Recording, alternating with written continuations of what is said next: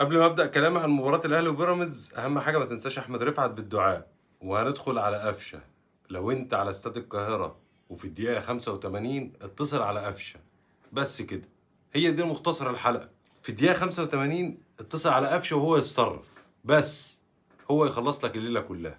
قفشه في مباراه القاضيه رحمنا من زيطه كبيره جدا لجمهور الزمالك، وفي مباراه بيراميدز النهارده رحمنا من زيطه كبيره جدا في مباراه بيراميدز، سواء من جمهور بيراميدز اللي هو واخد 300 جنيه عشان يحضر في الاستاد، او من جمهور الزمالك اللي كان بيشجع بيراميدز النهارده. عموما لو سالتني اسوأ حاجه في المباراه هقول لك هو حكم المباراه. حكم المباراه ادى ضربه جزاء للنادي الاهلي غير مستحقه بالمره، بس لو جيت سالتني برضه هقول لك ان كان في ضربه جزاء لمحمد عبد المنعم لاعب بيراميدز داس على رجله ما اتحسبتش، فكده كده الحكم كان اسوأ حاجه في المباراه. بس لو جيت سالتني عن افضل حاجه واحسن حاجه في المباراه هقول لك الفرقتين والمدربين والجمهور اللي كان طول الوقت مالي يشجع. الجمهور الاهلي رقم واحد، هو جمهور الاهلي. لو جيت تدي راجل المباراه هقول لك جمهور الاهلي. وعايز اقول لك لو انت فعلا وصلت للدقيقه 80 فتتصل على قفشه، ولو وصلت استاد القاهره ولعبت قدام فرق كبيره اتصل على قفشه.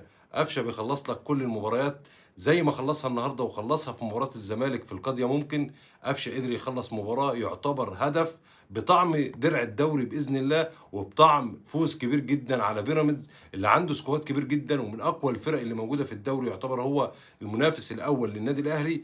فكده كده الاهلي خد خطوه قريبه جدا وكبيره جدا لدرع الدوري. حاجه اخيره عايز اقولها لك قبل ما اختم، ان دايما في المباريات الكبيره دايما اللي بيحسم المباريات دي هي شخصيه الفرقه نفسها، وشخصيه الاهلي لانه هو نادي كبير جدا، سواء تاريخه الكبير او سواء بطولاته الكبيره.